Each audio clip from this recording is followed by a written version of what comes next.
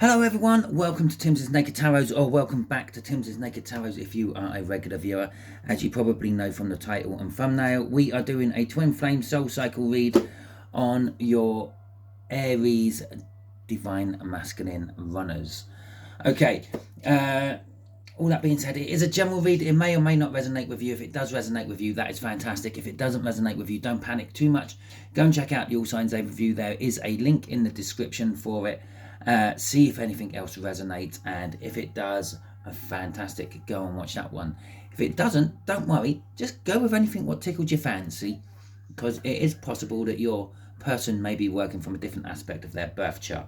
Okay, your Aries, they had Judgment come out for them in the last All Signs Overview I done for the Twin Flame Soul Cycle, and they also had, not them personally, the overall energy for that was Urus, which is basically the wild oxen, okay, the wild buffalo, the wild cow, the wild bison, whatever you want to call it in your neck of the woods, the wild cow species that we domesticated our current cows from.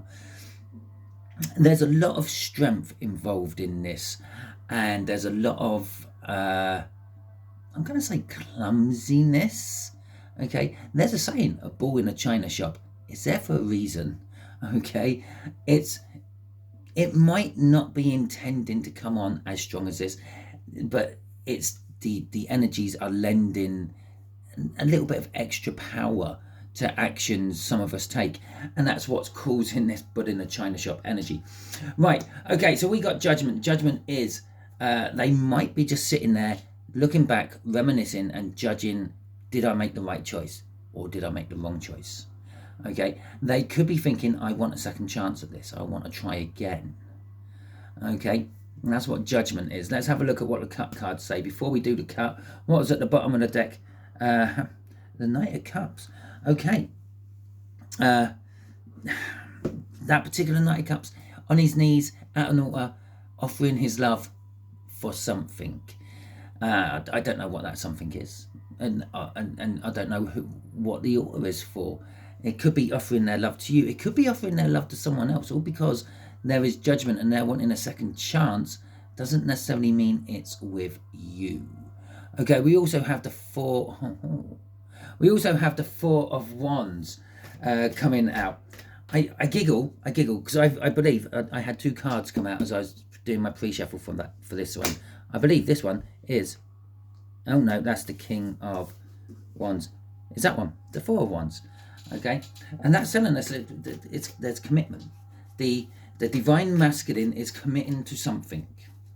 I don't know what it is as yet. It might be you, it might not be you. We're going to find out.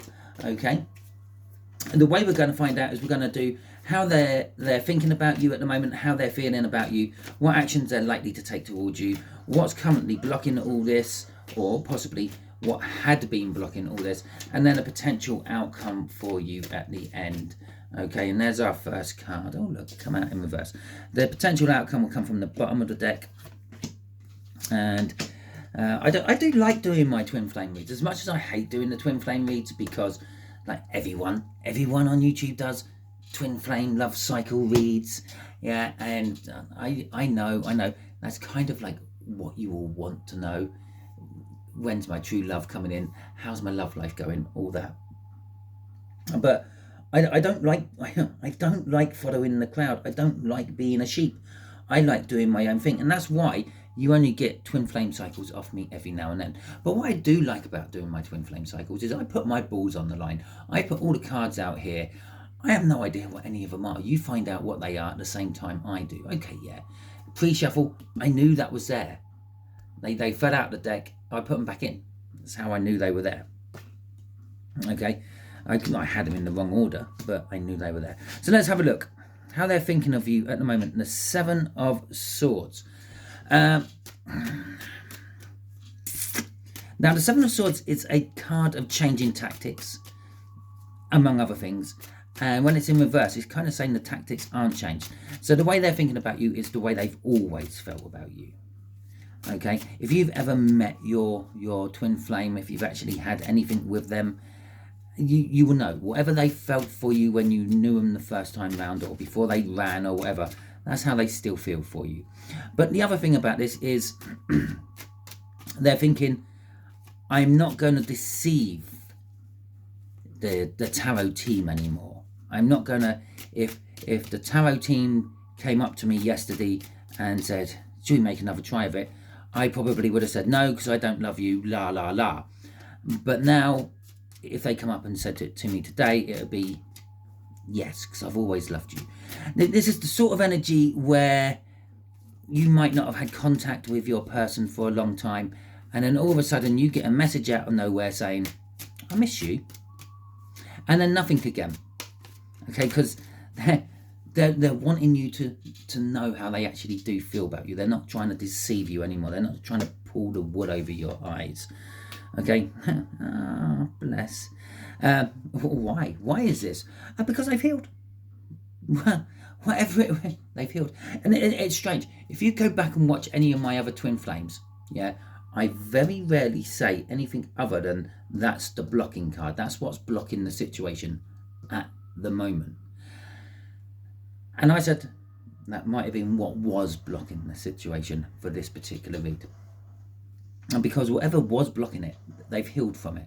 Now that could be, I don't know, it could be all sorts of things. It could be that they were looking after an elderly relative and they don't have to anymore. Someone else has taken up that burden, and they've healed from that particular situation. Not that it was causing an injury, but you know what I mean. It could be that they were in an abusive relationship, and when people get into abusive relationships, they normally feel like they have no power. They're powerless to do anything. But this could be, I've healed. I'm going to stand up to this. I'm going to walk away from this. Okay. Why? Because they're starting to think of you in a different sense. Nostalgia has kicked in. Okay. If you had anything with your Aries, then they're looking back at what you had, and it's looked upon with rose-tinted glasses. Yeah, when you go through relationships and things, and you start thinking back about them, yeah, you either remember all the good times or you remember all the bad times. But you're doing it with rose-tinted glasses. You're not actually remembering the whole situation. You don't remember the times that you had a fight. You remember the make-up sex after it, or you don't remember the make-up sex after it. You just remember the fight itself, and it depends on what energy you were in at the time when these things happened. Okay, but they're now starting to look, maybe sort of weigh up all the different things, how their current relationship, how their current life is different now to how it was then, and how all these differences could make things work, perhaps, could heal the situation, could mend the bridge. Okay, so we got the Four of Pentacles crossing this. The driving energy of how they're thinking about you is they've never stopped thinking about you. Okay, they've hung on to this energy. They've hung on to the relationship you two had, if you ever had a relationship. They've hung on to the feelings, the emotions, the satisfaction, and the annoyance and the frustration and the other. They've hung on to the whole lot. They've never let go of this connection. They might not have had anything to do with it. They might have not had any input into it, but they never let go of it. Okay, this is a bit like saying, if you have a child, yeah, you're always that child's parent. No matter what happens in life, if you don't have any interaction with that child, you adopted that child away when they were born, you will always be that child's parent. You are the physical, biological person who created that child. Yeah, that's this energy. There will always be a connection there, and they've always hung on to it. Okay, so in a way, they think about you as you are always theirs, and they will always be yours, no matter what else is going on in either one's life. It is, well, a tower. Let's have a look at this. It's totally shaking their beliefs. It's a realization that this has happened. They've realized that finally that there is a connection between you. It doesn't mean they're going to do anything about it. but they finally realised that there is a connection between you. And they've realised they've never hung on to it. And that's the truth of the matter. Look, yeah, it's shaken their foundation because they've realised the truth. This has brought balance and harmony within their life, which they were missing for a long time. Or another way of looking at this, yeah, is for a long time they haven't actually been given as much as they could to this situation, because of some truth either you don't know or they don't know, or until they realise the truth of, I haven't been given to this as much as I could, which then shakes their foundation, because they suddenly realise, why would I be worrying about giving to something I don't have feelings for? Because I have feelings for them. So I do like going backwards through those cards, and it makes so much more sense. Okay, let's have a little look-see at how they're feeling about you. In their emotions, they're feeling those bonds, what tie you two together. Okay, now this can be bad. This could be they are feeling that you two are bound together and they need to break that connection somehow. Okay, the Ten of Cups has just come out. It's probably not that now. For some of them, they're feeling that they want to be naughty with you.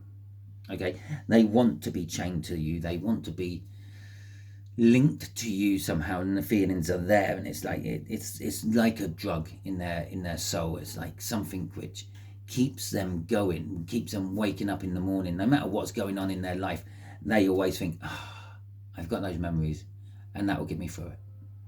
Okay.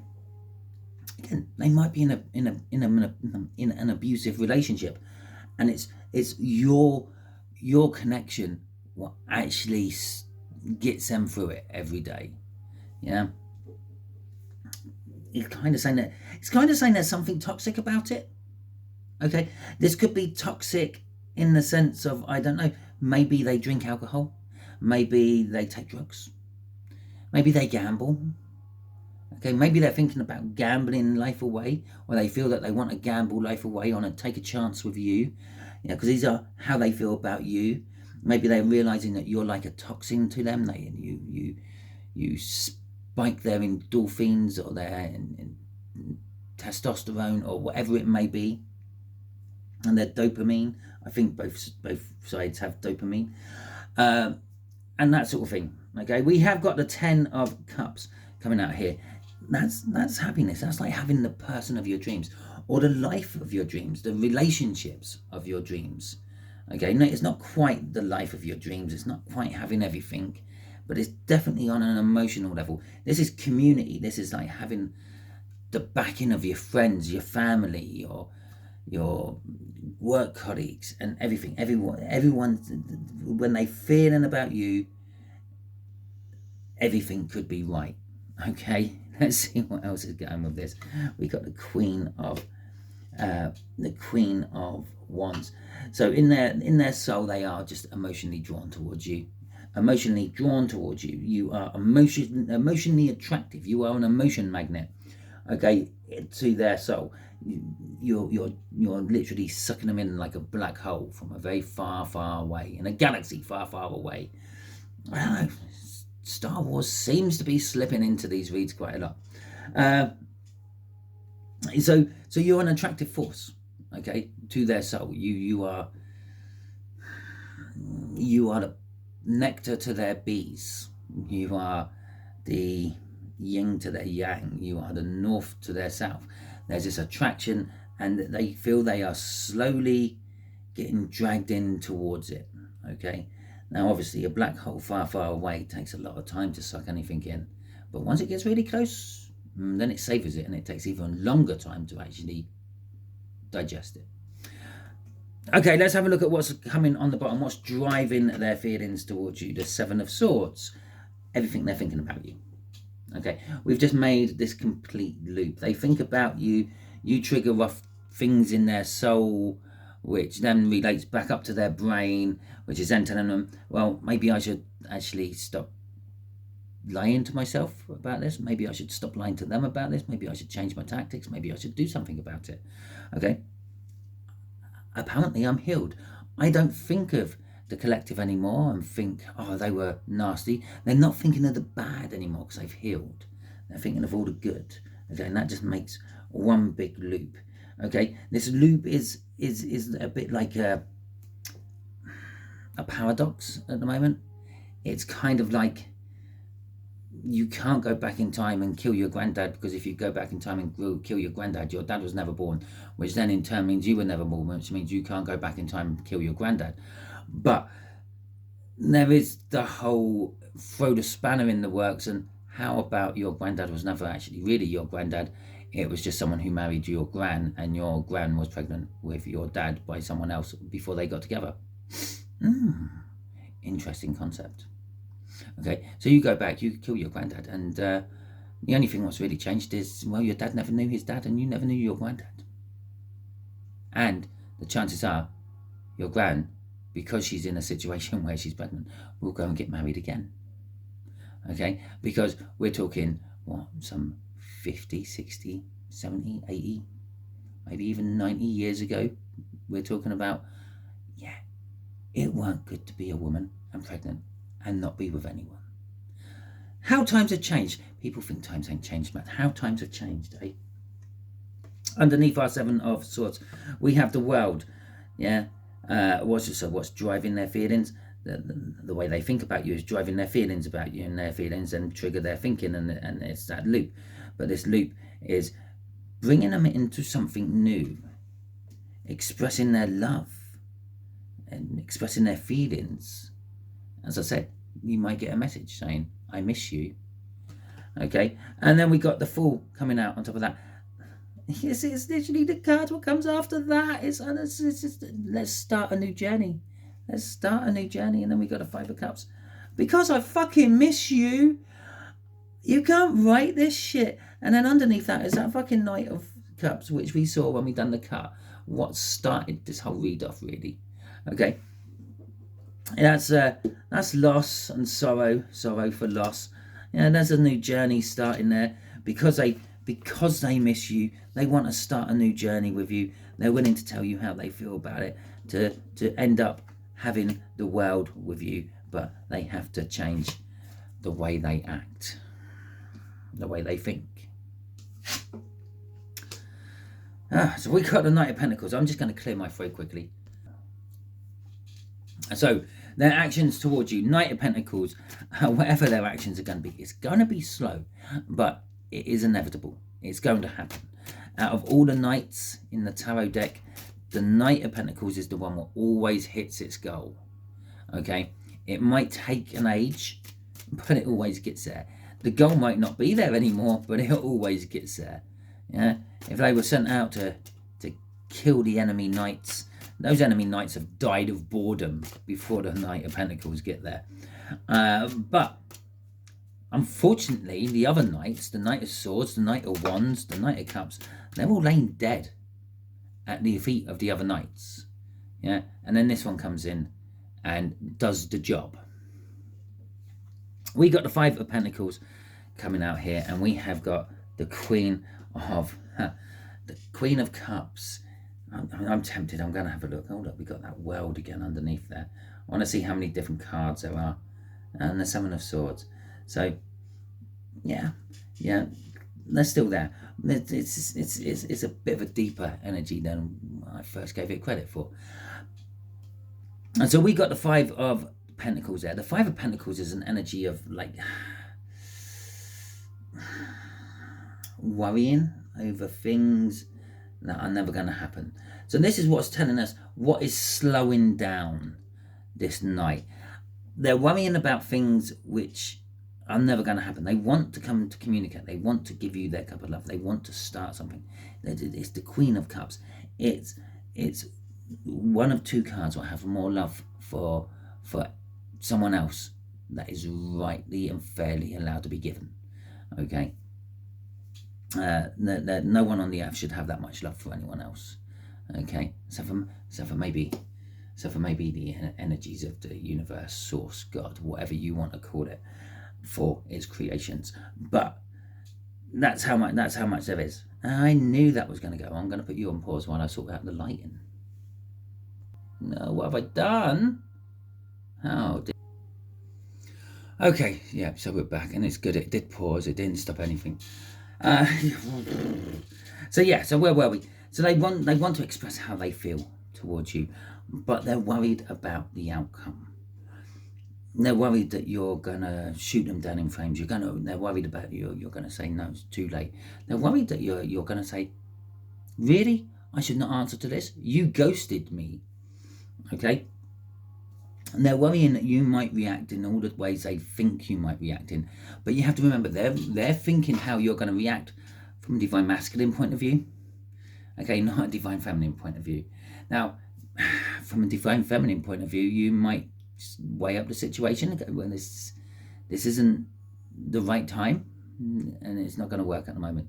Yeah, you're not going to cut it down, you're not going to shoot it out of the water, but you're just going to tell them how it is, because that's what the divine feminines do. They're kind, they're caring, they're nurturing, they think of other people's feelings.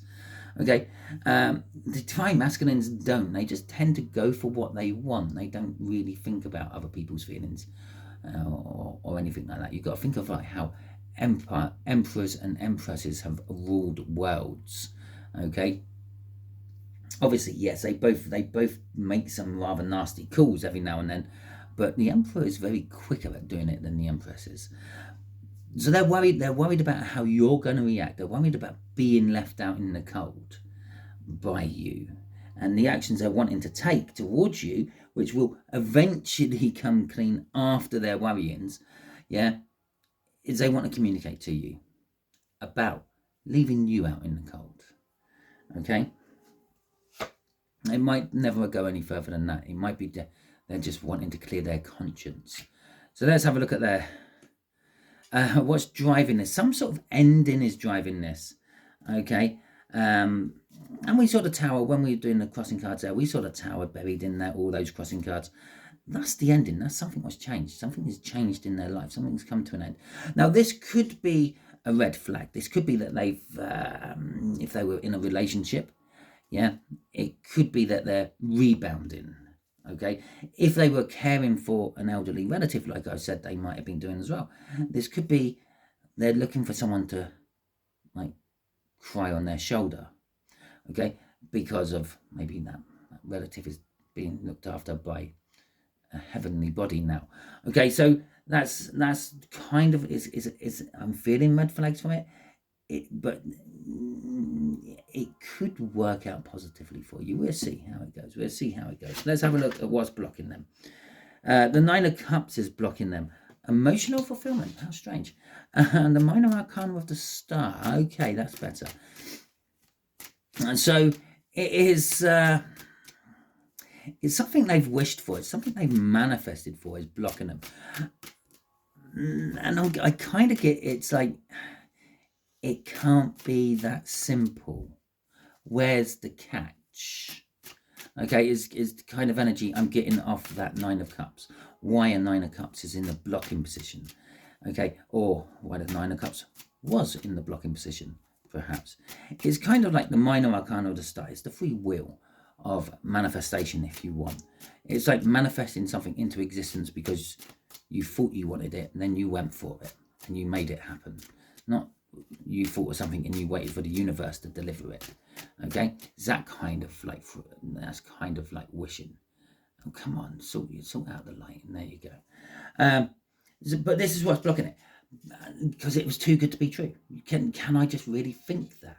Can I just literally go up to someone and say, yeah, be my partner? Okay, and it happened. But apparently it can, because that's what they've manifested. Going from my personal experience, okay, this is kind of like the divine masculine wanted something and they went for it, and then when they got it, they couldn't believe they actually got it. Okay, and then they're starting to look for the catch. Where's the catch? And then they probably overanalyzed it. As you probably go back, I don't know, half a dozen Aries twin flame reads, and they'll probably be overanalyzing something. There'll probably be 8 and 9 of swords everywhere in the read. But anyway, we've got the Chariot, and we've got the 8 of Cups. Okay, so what's blocking this? Um, winning against the odds, okay, is blocking this. Now, this could be the odds are too great. Okay, everything's stacked against us. As much as I wish I could do this, everything is stacked against us. Or everything was stacked against us. I feel that there's something suddenly taken out of the mix here. And I know normally when everything gets mixed up, you can't then take things out. But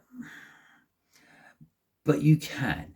Imagine baking bread. Yeah, you put yeast in. Yeast is a living organism. It eats the sugar, creates alcohol and carbon dioxide. Okay, the carbon dioxide forms the bubbles in your bread. Now it also forms alcohol, which sort of stays in the bread for a little while you're making your dough and you're kneading it and you're smashing it about and you're leaving it to warm up. Yeah, and then you put it in the oven and you cook it. Okay, now alcohol evaporates at 80 odd degrees.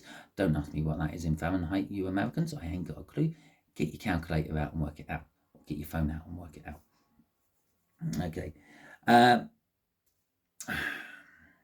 Oh, go on then. I don't know. It's somewhere around about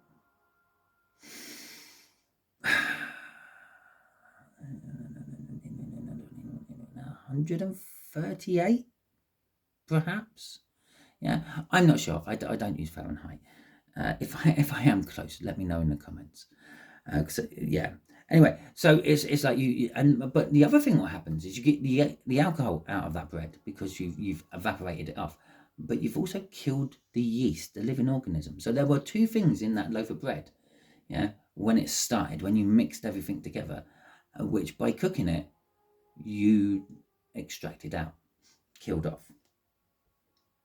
Yeah, that's what that is. Okay, the odds were stacked against us. It was never going to work. Yeah, I may have manifested this in. I may have wished it. I may have. I may not, but like be in disbelief that things got as far as they did. But there was something against us. The odds were stacked up, but now there's something taken out. One of the odds have gone, and when that odd went, it took a lot with it. Okay, the Eight of Cups. Because of the positioning of where this Eight of Cups is in the read, they are quite comfortable where they are. Okay, they don't want to move away from where they are. Okay, in this particular case, it would be moving away from something which is happy, the Nine of Cups, and moving towards something they're unsure about, a load of choices which they might only be imagining are actually there, the Seven of Cups. So let's see what's driving the blockage. Setting the intention. And they're at the point, the Three of Wands. What's setting the intention? Waiting for the boats to come in, waiting for the sure sign, waiting for someone to say yes, waiting for someone to move, someone to make a move. They're waiting. They're sitting there at the dock of the bay, watching the tide roll away. They're just not sure, not willing to move. Okay, so we got a King of Wands coming out for you. This is your potential outcome. So I'm actually going to say your potential outcome is the Divine Masculine. Okay, and whatever happens here, the Divine Masculine is going to somehow, I don't know, come back into your life. Yeah? Your divine, your outcome, the Divine Masculine, the King of Wands. They are still the King of Wands. They will always be the King of Wands. Okay, we got two very, very powerful major arcanas coming out with it. We've got the Tower and the Judgment here. This is shaking your foundations now. You can't quite believe, oh my God, I just glanced at my camera screen, yeah, and I didn't see a King of Wands there. I saw a phoenix rising from the ashes. Let me know if you can see it. It's like all the wings and the flames and yeah. Let me know if you can see it. The Tower is shaking your foundations. It's something you didn't believe was ever going to actually go any further, ever going to happen, ever get going again. It's kind of going to be sort of like a situation where you're willing to rip down your life, rip down what you currently have, to then make room for something else. Okay, and with judgment, it is the second chance. But this can also be taken another way. This shakes you so much, you actually get judgmental about it. Okay, and then you might become the divine masculine, and you might back away from this, and you might run a mile. Okay, and you might leave them out in the cold. One of their worries. Okay, you might leave them out in the cold. You might become everything they were, when they might be swinging around to become everything you are. Let's see what's crossing this, and this is probably what's going to tell us yes or no. The Eight of Swords. What's driving the outcome for you is not being able to see past your nose. Okay, not being able to see where this could lead in the future is what's shaking your foundation, making you judgmental, turning you into the divine masculine, or it's what's making you rip down your foundations and giving it a second go. It's a bit, again, like that Ten of Swords was a bit of a red flag, and it's red. This is also a bit of a red flag. This could be telling us that you're going to go for it and it's not actually ripe yet. Okay, I know I keep telling you to think about these things, but imagine you have an apple tree in your garden and you go up and there's all these apples on there. They look really nice and tasty. Some of them are even nice, like shiny red. Yeah, and you pull one off and you bite into it and it's still sour as fuck, and you think, oh, that needs some more time up on the tree. Okay, that needs to get sweeter. This could be a little bit of a prematureness. It's all there, it's all ready to pick, and you just have to be patient enough to wait until it's ripe. Keep testing it.